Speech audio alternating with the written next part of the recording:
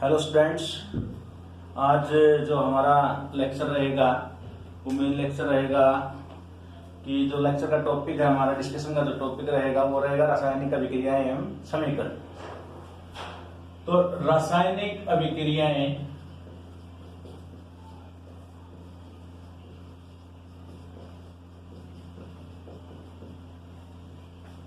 एवं समीकरण।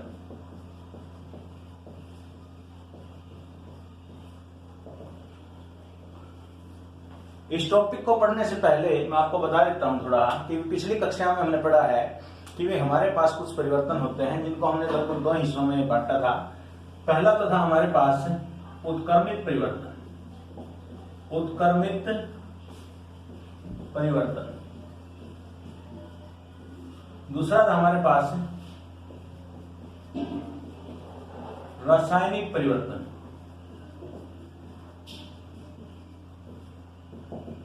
उत्क्रमित परिवर्तन की हमने पहचान की थी कि वे जब है कोई भी ऐसा परिवर्तन हम देखते हैं कि वे जिसको हम बदल के दोबारा उसी परिस्थिति में ला सकते हैं, तो ऐसे परिवर्तन को हम बोलते हैं उत्क्रमित परिवर्तन। यानी कि जो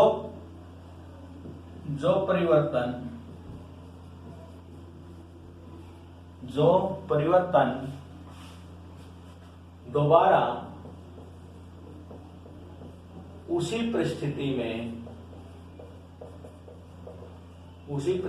में आ सके, वो क्या हमारे पास उत्क्रमित परिवर्तन कहलाता है। और जो परिवर्तन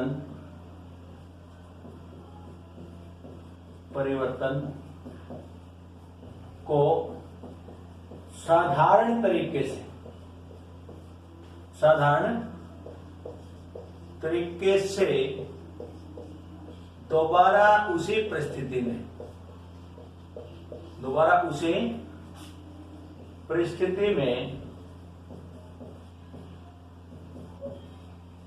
ना लाया जा सके वो होता है रासायनिक परिवर्तन। जैसे के लिए अगर हम देखें तो जैसे अगर मैं बात करता हूं पानी से बर्फ बनाना, पानी से बर्फ बनना या पानी से भाप बनना।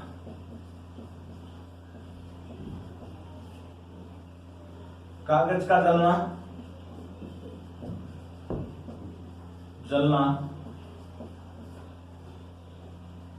घर में हमारी सब्जियों का पकना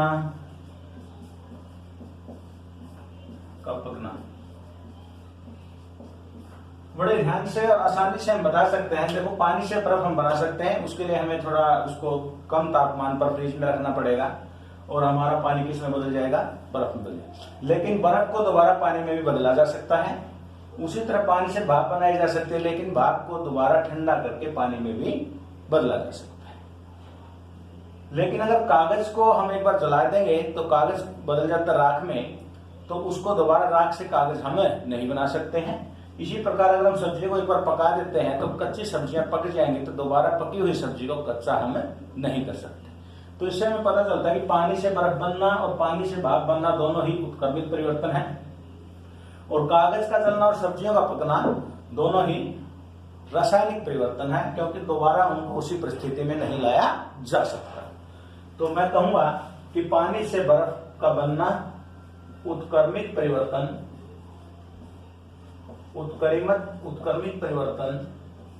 और पानी से भाप बनना भी उत्क्रमित परिवर्तन। लेकिन कागज का जलना रासायनिक परिवर्तन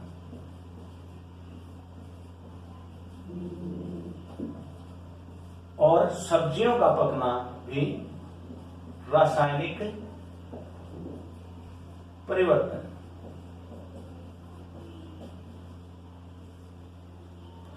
तो आपने बड़े ही ध्यान से देखा है कि यहाँ परिवर्तन हुए हैं, और परिवर्तन को हम आसानी से बता भी सकते हैं कौन से रासायनिक परिवर्तन है और कौन से उत्क्रमित परिवर्तन है। अब इन परिवर्तनों के बारे में अगर हम नेक्स्ट चलते हैं तो हमारा जो मेन टॉपिक रहेगा वो है क्या, रासायनिक अभिक्रियाएं। तो इसलिए हम रासायनिक परिवर्तन के ऊपर फोकस करेंगे। तो रासायनिक परिवर्तन है अगर हमारे पास, तो उसमें एक जनरल सी बात, अगर परिवर्तन हुआ है तो उसको आराम से किसी न किसी ऑब्जर्वेशन से, यानी किसी न किसी प्रेक्षण से हम पहचान सकते हैं कि भाई यहां रासायनिक परिवर्तन हुआ है। तो सबसे इंपॉर्टेंट बात है, परिवर्तन को पहचानने के लिए परिवर्तन हुआ है या नहीं हुआ है, हमें चाहिए कुछ ऑब्जर्वेशन या प्रेक्षण जिससे हम पता चला सके कि वही परिवर्तन हो गया है।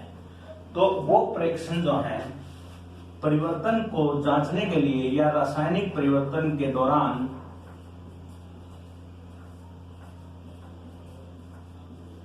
परिवर्तन के लिए प्रेक्षण अगर हम बात करें तो देखो यहीं से अगर हम पता लगा सकते हैं, तो सबसे पहले अवस्था में परिवर्तन हो सकता है। अवस्था में परिवर्तन, अवस्था में परिवर्तन हो सकता है, यानी कोई चीज अगर ठोस अवस्था में है तो हो सकता है वो गैस अवस्था में आ जाए, कुछ इस तरीके से हम अवस्था में परिवर्तन हो सकता है। दूसरा, रंग में परिवर्तन हो सकता है। रंग में परिवर्तन से भी हम अंदाजा लगा सकते हैं कि यहाँ कोई परिवर्तन हुआ है। तीसरा, कहीं ऐसा भी हो सकता है कि ऐसा परिवर्तन हो जाए, जैसे मैं कहूं कि भाई कहीं गैस उत्क्रमित हो या गैस का उत्सर्जन। गैस के उत्सर्जन के अलावा कई बार हमारे पास, अगर हम एक और देख सकते हैं, अंदाजा लगा सकते हैं कि तापमान में भी परिवर्तन हो सकता है। तापमान में परिवर्तन, तो ये सारे प्रेक्षण हमें बता सकते हैं कि भाई रासायनिक परिवर्तन हुआ है। तो इन सब का मैं एक एक उदाहरण आपको बताऊंगा।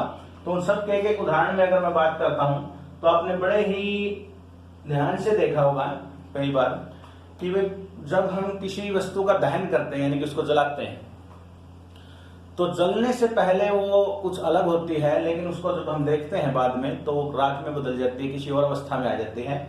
तो वो उसका उदाहरण मैं बिल्कुल आसानी से बता सकता हूँ। या तो किसी कोयले को आप जलाइए या लकड़ी को आप जलाइए, तो मैं कहूंगा कि अगर मैं कोयला जलाता हूं, कोयले का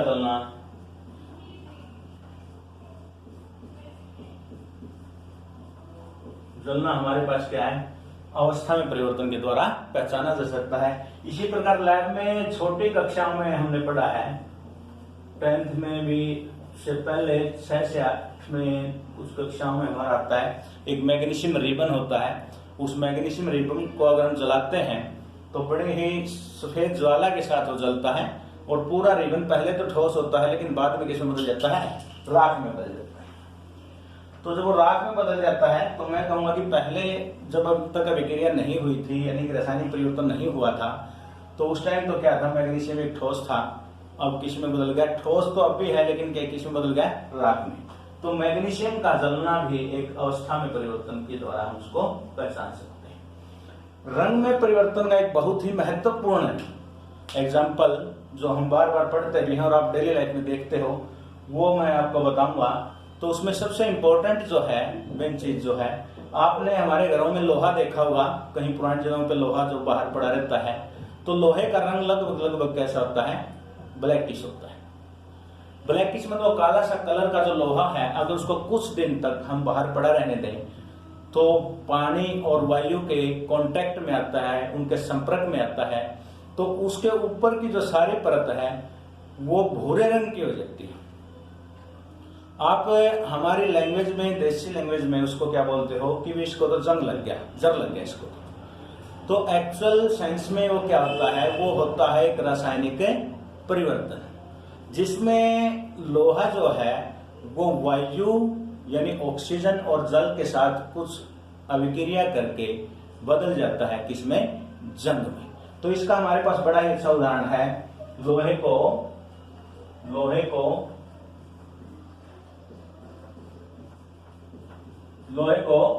जंग लगना। तो लोहे का जंग लगना जो है रंग में परिवर्तन से हमें बता सकता है कि भाई यहाँ पर कोई रासायनिक परिवर्तन या रासायनिक अभिक्रिया हुई है। उसका गैस का उत्सर्जन तो बड़े ही, ये भी हमारा इंटरेस्टिंग सा है, हम बार बार इसको पढ़ते भी हैं और हम देखते भी हैं। तो हमने घरों में अगर हमने देखा है तो सफेदी के बारे में हमने सुना होगा। सफेदी के बारे में, जब सफेदी करने के लिए हम सफेदी का जो लेके आते हैं मार्केट से, तो सूखी होती है, उसको लाने से पहले हम उसको क्या करते हैं, भिगोते हैं। जब उसको हम भिगोते हैं तो आपने देखा होगा इसमें बहुत ज्यादा गैस निकलती है।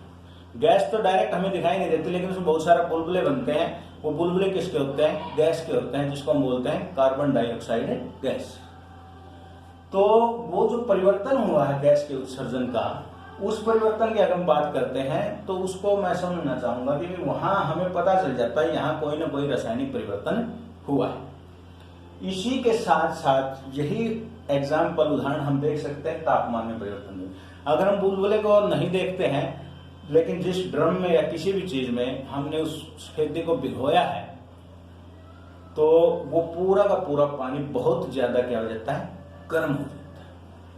जो बहुत ज्यादा गर्म हुआ है उसको अगर हम देखेंगे तो इसका मतलब ये है कि जो पानी और जो हमारे पास सफेदी थी, जिसको हम बोलते हैं बुझा हुआ चूना, वो एक दूसरे के साथ रासायनिक अभिक्रिया करते हैं, तो उसमें बहुत मात्रा में उष्मा यानी कि गर्मी उत्पन्न होती है, जो पानी के तापमान को बढ़ा देती है, जिसके कारण हमें वो बाल्टी का पानी जो है पूरा का पूरा पहले से ज्यादा गर्म लगने लगता है।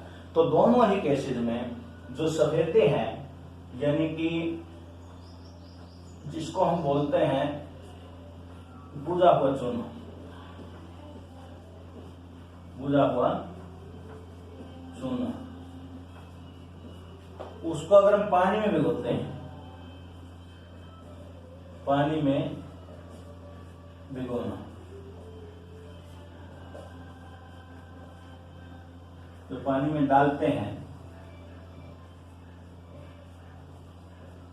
तो वहां दोनों प्रकार के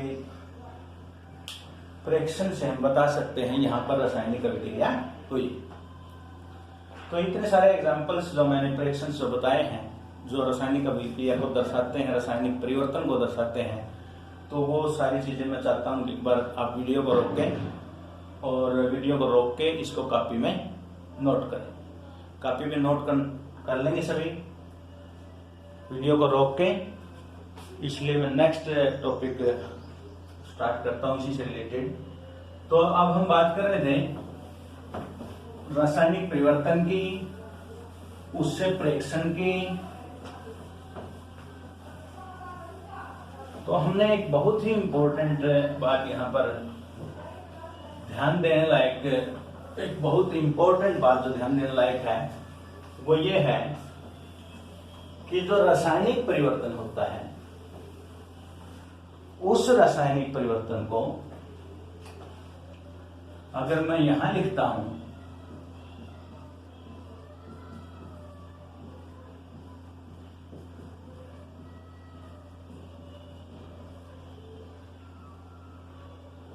तो उससे पहले की जो अवस्था है हमारे पास, उससे पहले के जो पदार्थ है हमारे पास, जो तत्व है, जो परमाणु है, यौगिक जो भी है हमारे पास, वो अलग है। परिवर्तन होने के बाद उसमें कुछ बदलाव आता है, और बदलाव आने के जो चीज बाद हमारे पास चीज बनती है, वो चीज अलग होती है। तो इसलिए परिवर्तन से पहले की जो चीजें हैं, परिवर्तन से पहले के जो चीजें हैं, यानी पहले के जो पदार्थ हैं जो कि आपस में एक दूसरे के साथ अभिक्रिया करेंगे, क्या करेंगे, अभिक्रिया। वो अभिक्रिया करने के बाद कुछ चीज उत्पन्न करते हैं, उसको हम क्या बोलते हैं, उत्पाद। क्या बोलते हैं, उत्पाद। तो यहां पे मैंने बताया आपको कि जो रासायनिक परिवर्तन होने से पहले के हमारे पास पदार्थ हैं, यौगिक हैं, तत्व हैं, तो वो क्या कहलाएंगे, आपके अभिकारक। और जो पदार्थ, जो यौगिक अभिक्रिया के बाद उत्पन्न होंगे, वो क्या कहलाएंगे, उत्पाद।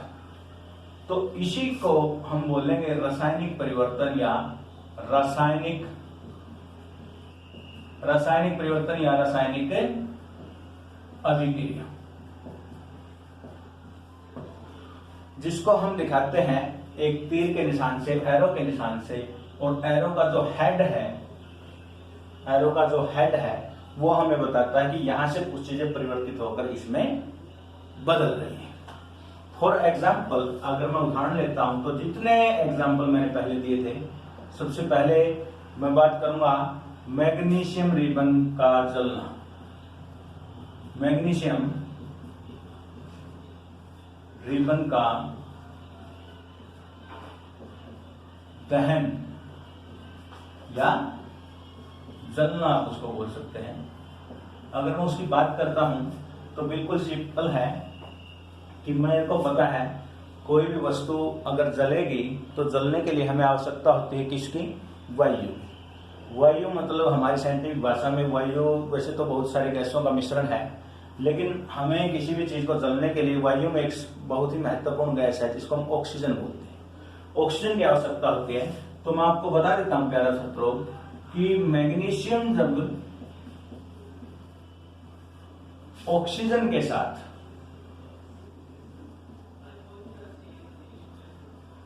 मिलते हैं, जलते हैं, तो इसका हम दोनों चीज आपस में क्या करेंगे? अभिक्रिया करेंगे। इसलिए मैंने दोनों के बीच में कौन सा निशान लगाया है?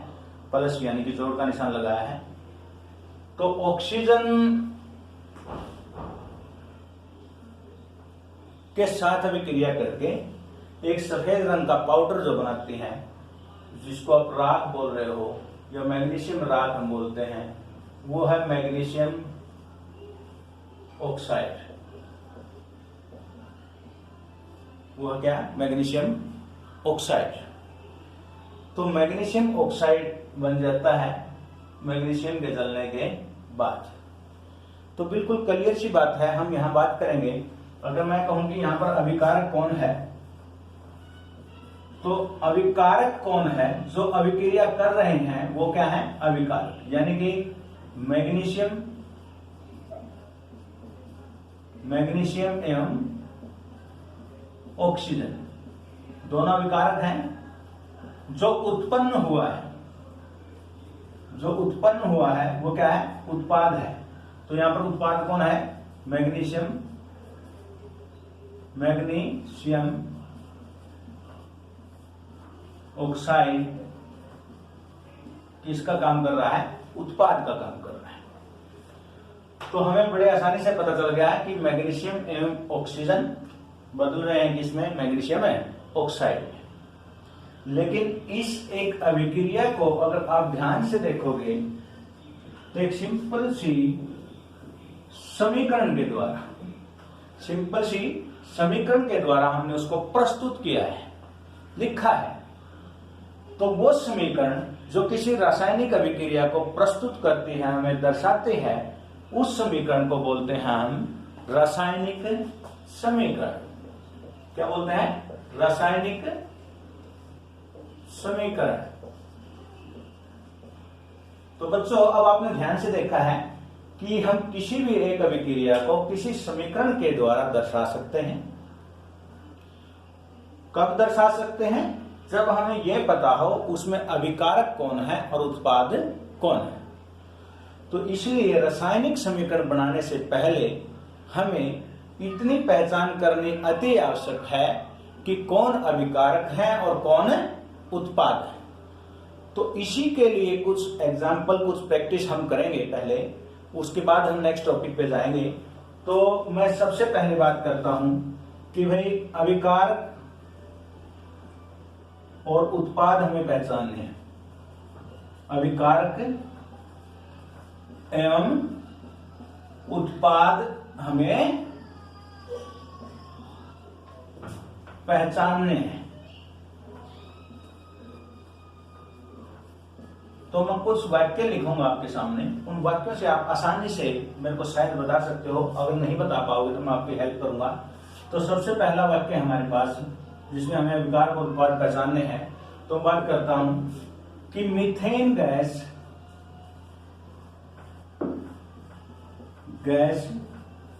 वायु में दहन करके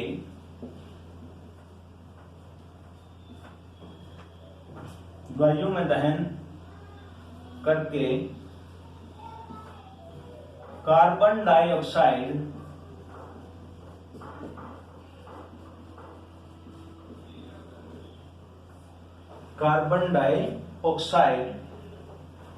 एवं जल उत्पन्न करते हैं।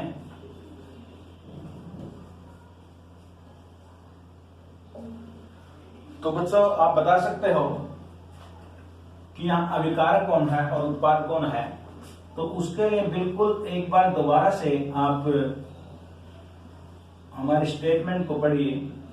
अगर उसको हम पढ़ेंगे तो बिल्कुल क्लियर आपको दिखाई देगा। देखो, मीथेन गैस वायु में दहन करती है, यानी कि मीथेन गैस जो है वायु में दहन करती है, यानी वायु के साथ अभिक्रिया करती है।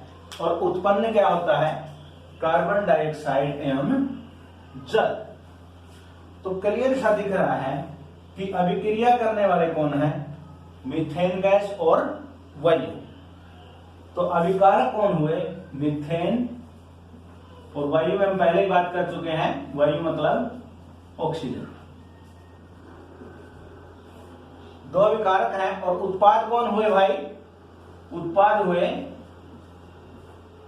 कार्बन डाइऑक्साइड और जल। तो समीकरण बनाना तो बिल्कुल ही आसान हो गया है हमारे लिए। हमने अभिकारक की पहचान कर ली है और उत्पाद की पहचान कर ली है। तो अब तो एक सिंपल सी बात रह गई है कि हमारे पास समीकरण बन गई है ये। हम पहले एरो का निशान बनाएंगे। एरो का निशान बनाने से पहले हम लिखेंगे अभिकारक कौन कौन भाई? मीथेन प्लस वायु। और उससे उत्पन्न कौन होगा? कार्बन डाइऑक्साइड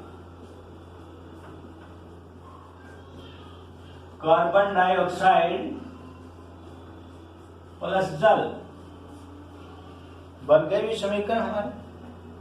इस समीकरण को हम क्या बोलेंगे? रासायनिक समीकरण। लेकिन रासायनिक समीकरण जो है उसको लिखने के लिए भी हमारे पास दो तरीके हैं। जो दो तरीके हम बात कर रहे हैं उन दो तरीकों में हमारे रसायन विज्ञान की भाषा में समीकरण जो है, रसायन विज्ञान की भाषा में जो समीकरण है उस समीकरण को अगर हम लिखते हैं तो थोड़ा छोटा करने के लिए एक बात। दूसरा, समीकरण को इस तरह से लिखने से हमें ये तो पता चल जाएगा कि मीथेन है, वायु है, कार्बन डाइऑक्साइड और जल है। लेकिन हमें ये नहीं पता चलेगा मीथेन के कितने परमाणु या मीथेन के कितने अणु या वायु के कितने अणु आपस में अभिक्रिया करके कितने अणु कार्बन डाइऑक्साइड के, कितने अणु जल के बनते हैं, या उसमें कितने प्रकार के कौन कौन से परमाणुओं का प्रयोग होता है, कौन से परमाणु आपस में अभिक्रिया करते हैं, कौन से उत्पाद में परिवर्तित होते हैं। तो इसलिए इस समीकरण को हम इस तरीके से लिखना चाहेंगे कि हमें परमाणुओं, अणुओं की संख्या का पूरा पता चल सके। तो इसलिए इस रासायनिक समीकरण से हमारा केमिस्ट्री में कहीं हम या रसायन विज्ञान में काम नहीं चलेगा इतने अच्छे से। तो इसको हमें परिवर्तित करना पड़ेगा एक ऐसी समीकरण में जो हमें बताएगी कि वे किस तत्व के कितने परमाणु आपस में अभिक्रिया करके किस तत्व के नए अणु बनते हैं और उन अणुओं में भिन्न भिन्न प्रकार के परमाणुओं की कितनी संख्या होती है। तो उस समीकरण को अगर हम बनाएंगे तो वो कहलाती है हमारी रासायनिक सूत्र समीकरण। और उसके मुकाबले हम इसलिए बोलते हैं इसको कि ये है रासायनिक शब्द समीकरण। क्या रासायनिक शब्द समीकरण? तो मैं चाहूंगा कि आप इसको यहां तक एक बार वीडियो को रोक के नोट करें ताकि मैं आपको रासायनिक समीकरण को दोबारा परिवर्तित करना सिखा सकूं, किसमें, रासायनिक सूत्र समीकरण। तो वीडियो को रोकिए और नोट कीजिए।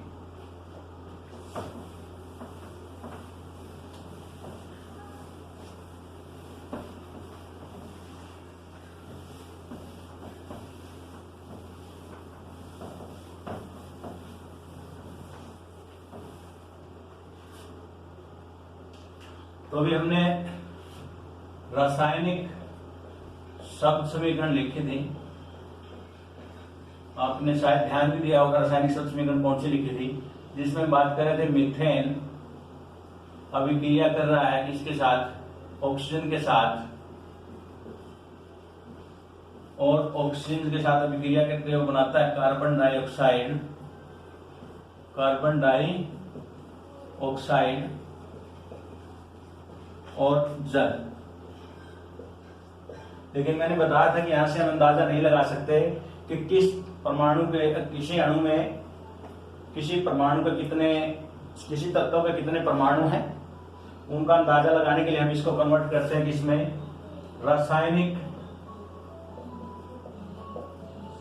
सूत्र समीकरण, रासायनिक सूत्र समीकरण में। इसमें हमें कुछ नहीं करना है, जो हमारे पास पदार्थ है या कोई अणु है, सिर्फ उन अणुओं के सूत्र हमें पता होने चाहिए। और अब हम बात करते हैं मीथेन की, तो मीथेन का सूत्र हमें पता है, ऑक्सीजन अणु का सूत्र हमें पता है, कार्बन डाइऑक्साइड का सूत्र हमें पता है क्योंकि हम ये छोटी क्लास में पढ़ चुके हैं, जल का सूत्र हमें पता है। देखो यहां से कितना अच्छा लग रहा है कि हमें पता चल रहा है कि ये मीथेन का सूत्र है और इसमें कार्बन का एक परमाणु है, मीथेन के एक अणु में कार्बन का एक परमाणु है और मीथेन के एक अणु में हाइड्रोजन के कितने परमाणु हैं, 4 परमाणु। यही है ऑक्सीजन का एक अणु है जिसमें ऑक्सीजन तत्व के 2 परमाणु, ऑक्सीजन तत्व के कितने परमाणु हैं, 2 परमाणु। यहां पर कार्बन डाइऑक्साइड जो गैस है उसका एक अणु लिया हमने जिसमें कार्बन नामक तत्व का 1 परमाणु है और ऑक्सीजन जो तत्व है हमारे पास उसके 2 परमाणु। यहीं पर हाइड्रोजन जल हमने जो लिया है उसमें 2 परमाणु है किसके, हाइड्रोजन तत्व के, और 1 परमाणु है किसका, ऑक्सीजन तत्व। तो इससे हमें क्लियर हो गया। तो इसलिए रासायनिक सूत्र समीकरण हमारे लिए बहुत ही इंपॉर्टेंट है। उससे नेक्स्ट अगर मैं कोई नेक्स्ट एग्जांपल सेकंड देखता हूं तो थोड़ा और अच्छा लगेगा। जैसे मैंने बताया था कि भाई लोहा जल एवं वायु से के संपर्क में आने पर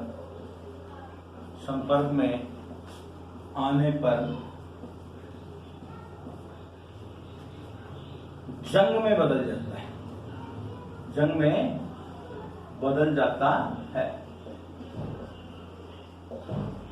तो इसकी समीकरण बनाने के लिए बिल्कुल सिंपल सी बात है, इसकी समीकरण बनाने के लिए बिल्कुल सिंपल सी बात है। मैं फिर आपको बताऊंगा कि आपको पहले क्या करना पड़ेगा, अभिकारक चूज करने पड़ेंगे कि अभिकारक कौन कौन से हैं। तो उनकी अगर हम बात करते हैं तो अभिकारकों में कौन आ गया, एक तो लोहा आ गया है, जल, वायु। उत्पाद में सिर्फ एक ही चीज हमारे पास यहाँ जंग बनता है। क्या बनता है, जंग। तो पहले तो हम इससे बनाएंगे रासायनिक शब्द समीकरण। रासायनिक शब्द समीकरण अगर हम लिखेंगे तो अभिकारक में लोहा जो है, लोहे का एक अणु होता है, जल, वायु।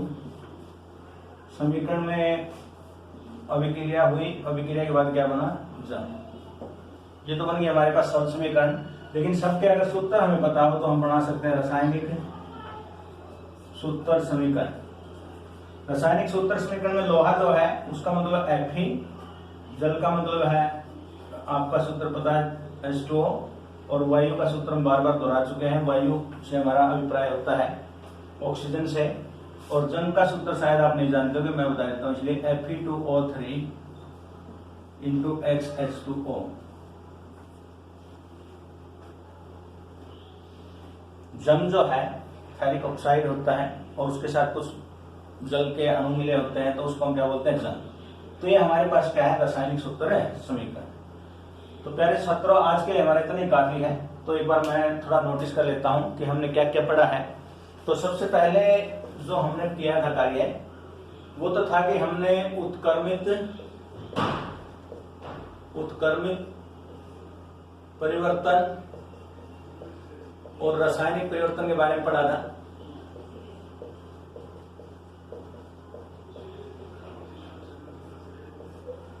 उसके बाद हमने रासायनिक परिवर्तन और उत्क्रमित परिवर्तन के अलावा जो हमने पढ़ा था, वो हमने कुछ प्रेडिक्शंस पढ़े थे कि हमें कैसे पता चलता है कि कोई परिवर्तन हुआ है, कोई रासायनिक परिवर्तन हुआ है।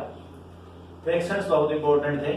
तीसरा हमने जो पढ़ा है उसके बाद हमने पढ़ा था कि वे रासायनिक समीकरण क्या है। रासायनिक समीकरण क्या है? रासायनिक समीकरण को पढ़ने के लिए हमने अभिकारकों के बारे में पढ़ा। उसके लिए हमने जानकारी प्राप्त की उत्पाद क्या है। फिर हमने रासायनिक शब्द समीकरण के बारे में पढ़ा।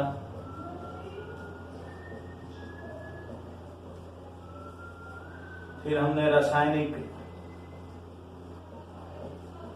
सूत्र समीकरण बनाना भी सीखा, उसके बारे में पढ़ा। और मैंने साथ साथ वीडियो में आपको यह भी बताया कि रासायनिक सूत्र समीकरण जो है वो ज्यादा आवश्यक क्यों है रासायनिक शब्द समीकरण से।